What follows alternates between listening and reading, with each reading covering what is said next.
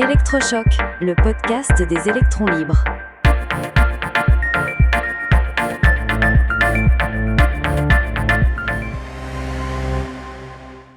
Comment et pourquoi investir en actions?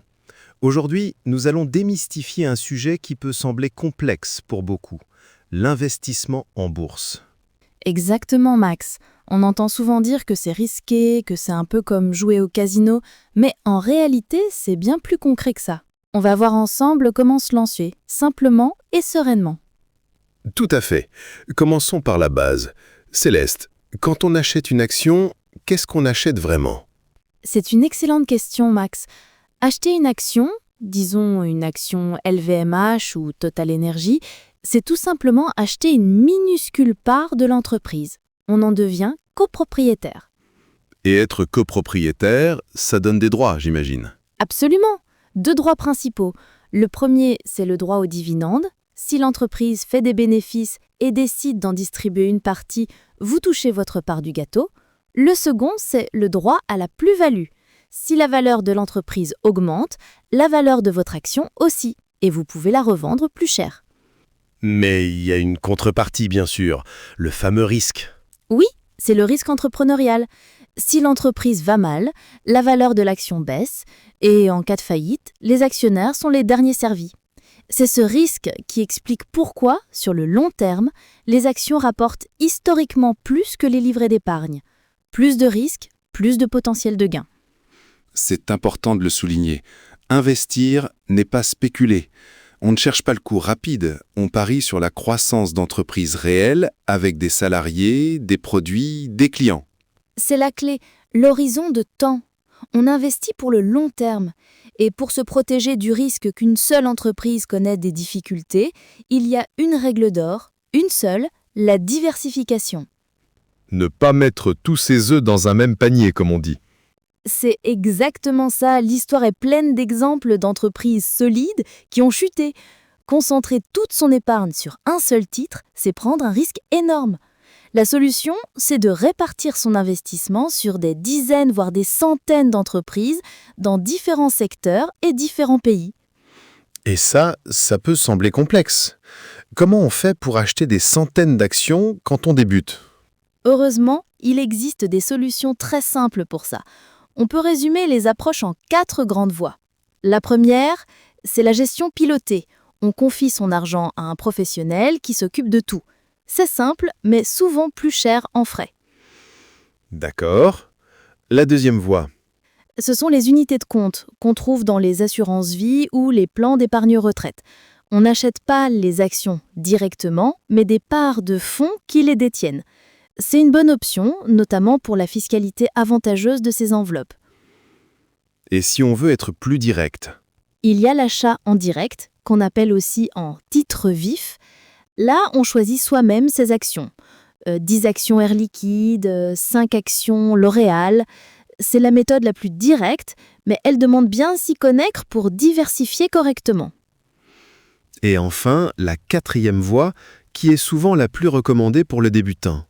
Oui, et c'est ma préférée pour démarrer. Les ETF ou fonds indiciels cotés. C'est un peu le meilleur des deux mondes.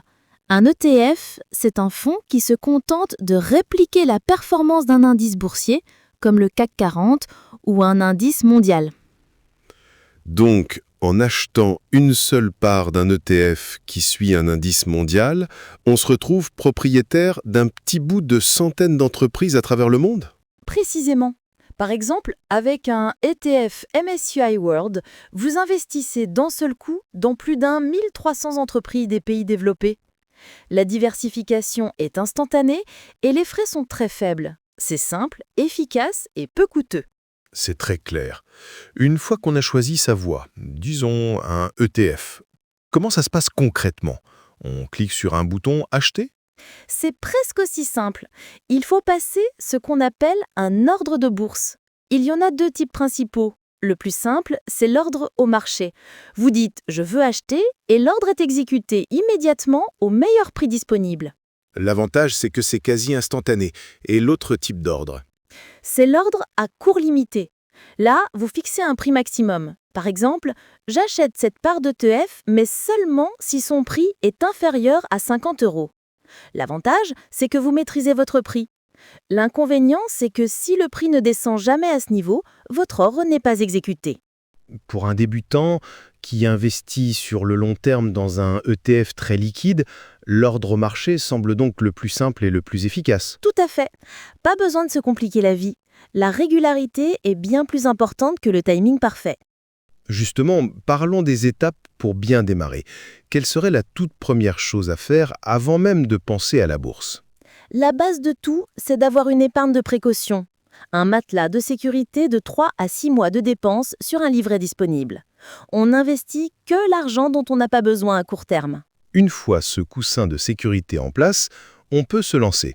Oui, l'étape suivante est d'ouvrir la bonne enveloppe fiscale.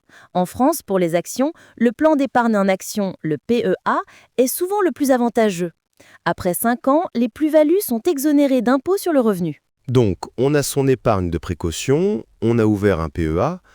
Ensuite, On choisit un ETF bien diversifié, comme un ETF Monde ou Europe, et surtout, on met en place un virement automatique mensuel, même petit. 100 € par mois, c'est déjà excellent. La régularité lisse les variations du marché et fait travailler le temps pour nous. et la dernière étape, qui est peut-être la plus difficile. C'est de ne rien faire. Une fois la stratégie en place, on laisse faire.